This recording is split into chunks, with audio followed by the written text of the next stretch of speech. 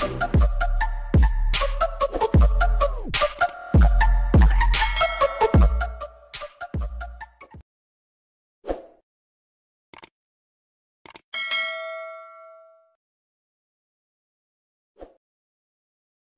morning mga idol kasabong. Welcome back to my YouTube channel. Papakita ko lang po itong manok ng sentensyador. Sa kanya po ito, kay Ronel. Mga magandang klase din po mga manok. Mga manok niya. At nanalo na po mga idol. Nanalo na po ito. Kung makikita nyo, magandang klase po. Dalusaping linaw. Ito yung tinatawag na dalusaping linaw. Guwapo din po mga idol kasabong. Ayun, kung makikita nyo, talagang may mga palo din po talaga itong mga manok niya. Idol.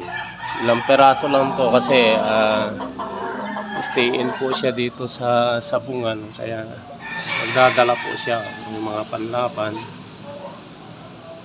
At pagka dito niya kinokondisyon kasi stay in po siya dito sa DCC Dasma Coliseo idol. Ayan, kung makikita nyo, magandang klase din itong mga manok niya.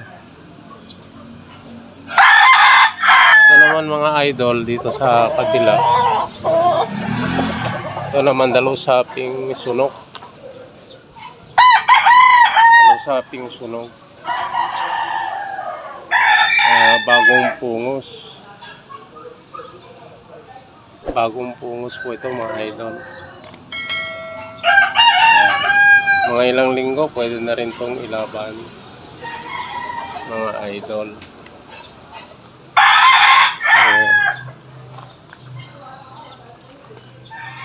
Yan, magandang klase din po. Bagong pungos.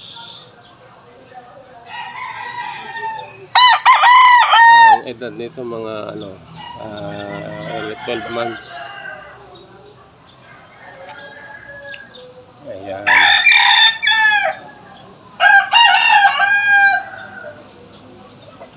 Ayan, dito naman po itong isa. Mahilig talaga itong sentensyador namin sa mga dalusapi. Ito po.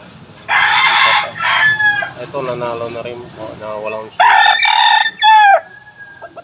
Dalusaping linaw pa rin ito mga idol kasabong. Talagang hindi naman siya ganong malalaking manok, pero sakto lang po sa timbang to mga sa derby. 180 timbang nito hanggang 2 mga idol kasabong.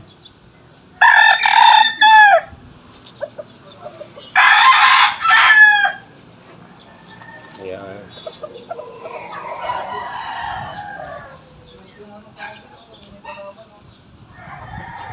Ito naman dalusaping sunok mga idol kasabong.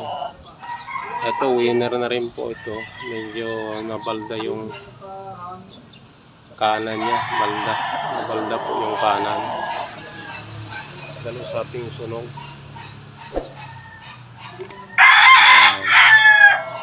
Salamat nga pala sa mga nag-subscribe sa akin sa aking YouTube channel.